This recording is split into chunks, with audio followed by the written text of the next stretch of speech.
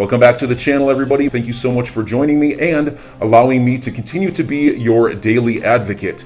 If you're new here or you're not subscribed for any reason, please do me a huge favor and hit the subscribe button. Thank you to all of you who have been watching and following me for so long. It truly means a lot, and I'm glad that I can be this person. And here's some news coming out of India and China. India's NPCI, okay, we already know that is Ripple enabled, and China's UnionPay have signed agreements to establish interoperability with Buna, a payment system owned by the Arab Monetary Fund. So wow, a lot of Ripple connections here. India, China, and the Middle East. We know Ripple has done a number in the Middle East with RippleNet integration. This is an XRP-enabled settlement system, and so here's just the headline here. India, China to enable cross-border payments with the Arab world. India's NPCI and China's UnionPay have signed agreements to establish interoperability with Buna, as I mentioned, a payment system owned by the Arab Monetary Fund. I went to go click on that link, and I believe you have to sign in here. I didn't take the time to sign in, but I will link this in the description if you guys want to click on the link and sign in with your information. There was another article down here from Matthew Lany. It also mentions the NPCI, International Payments Limited connection, to facilitate cross-border payments. And again, this was from earlier this month. Nevertheless, it does talk a little bit about that connection, the NIPL, connecting India, China, and now the United Arab Emirates, was it? Or no, sorry, it was the Arab Monetary Fund for real-time cross-border payments. So great news there. Expanding that flywheel. We're getting more of a flywheel effect on the XRPL, more utility for XRP, which ultimately means more demand and therefore a higher price. So I thought that was some interesting news. And I also wanted to bring you guys this clip here. Now, with regards to the Ripple SEC lawsuit, this has been the biggie, the big lawsuit that we've all been focusing on, but there are some lawsuits, some other companies that are in court right now with the SEC that we're not really focusing on as much, I suppose. I guess considering we are XRP hodlers, we're more kind of laser focused on the Ripple SEC lawsuit. But I wanted to bring this up because these are going to be landmark cases, and some may even argue that the LBRY case could be more important than the Ripple XRP case, and I'll tell you guys why in a second. So I talked a little bit about Jeremy Kauffman in a video I did either last week or the week before, where he talks about, by the way, he's the LBRY CEO, where he talks about the LBRY's case and the SEC bringing them into court and kind of criticizing the SEC, you know, similar to what we've been hearing from many different people, including Elon Musk. If you guys didn't catch that video, I will link it up here in the top right-hand corner. But I guess before we get into this, I wanted to mention this from Jake Chervinsky. The novelty of cryptocurrencies require novel regulatory policies, but the SEC still relies on the Securities Act of 1933. He posts this from the Blockchain Association, a fantastic paper on the SEC's inconsistent attempts to regulate crypto from my Blockchain Association colleague, Sarah Hamilby. And again, he posts the link. And I saw a whole bunch of people, and I believe you're probably going to read it in the comments as well, a whole bunch of people that were critical of this paper because they do not mention the Ripple versus SEC case once.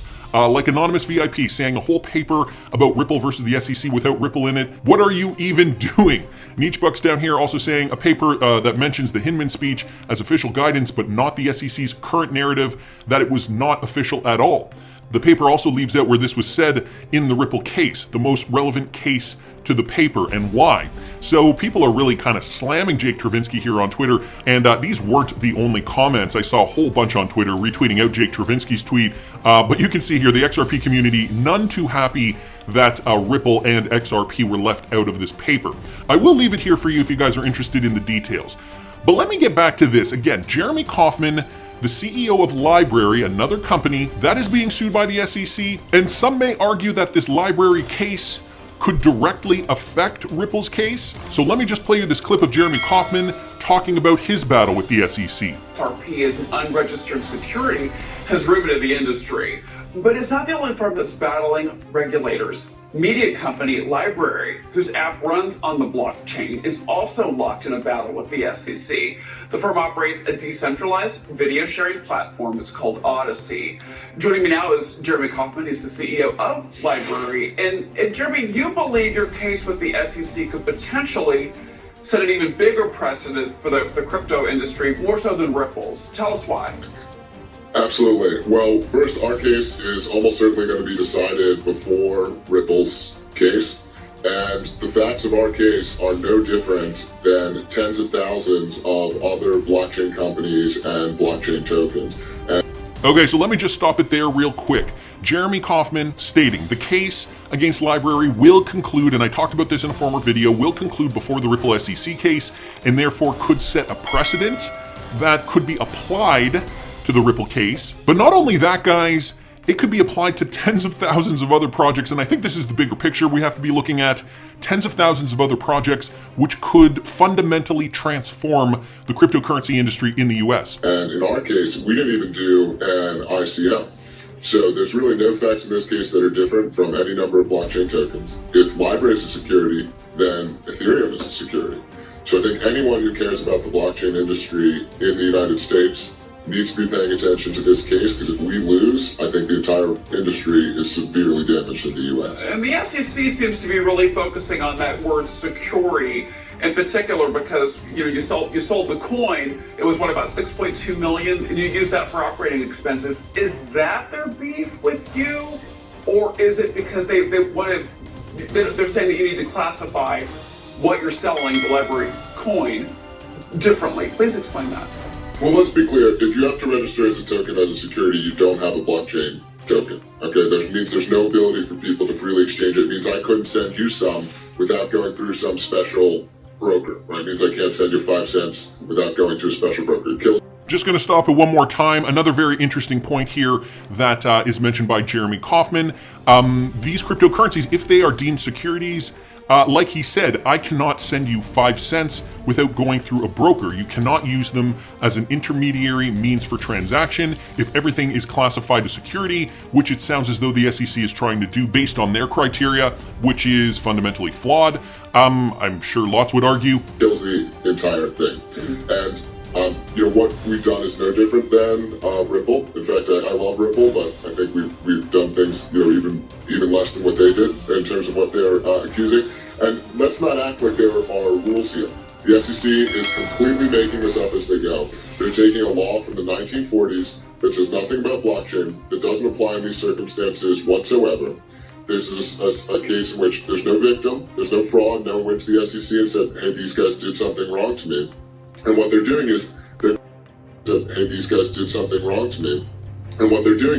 they're collecting all the facts. They're using all of their subpoena power.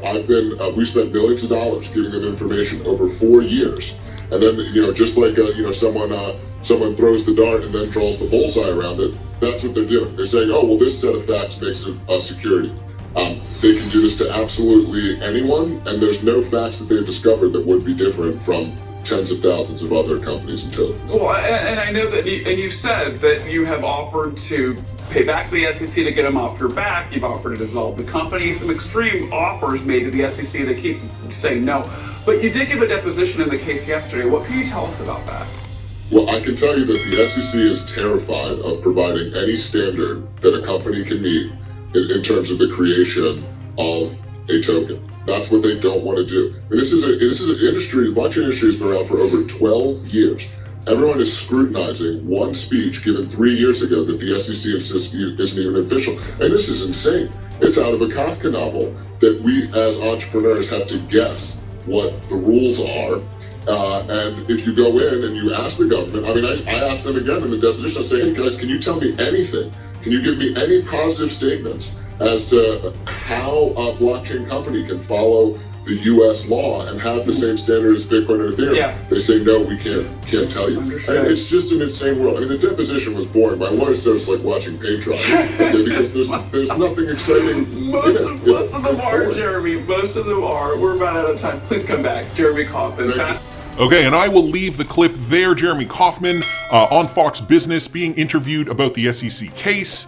But you hear what he said too? The SEC is terrified. They do not want to give any kind of guidance because they themselves do not know where they stand or where these cryptocurrency companies could stand if they give them a long enough leash, if they allow them too much guidance. And so I think what it boils down to, they are not ready for this. They should be, if you want to hear my opinion, they should be hiring the best of the best in the crypto industry, the ones that understand cryptocurrency.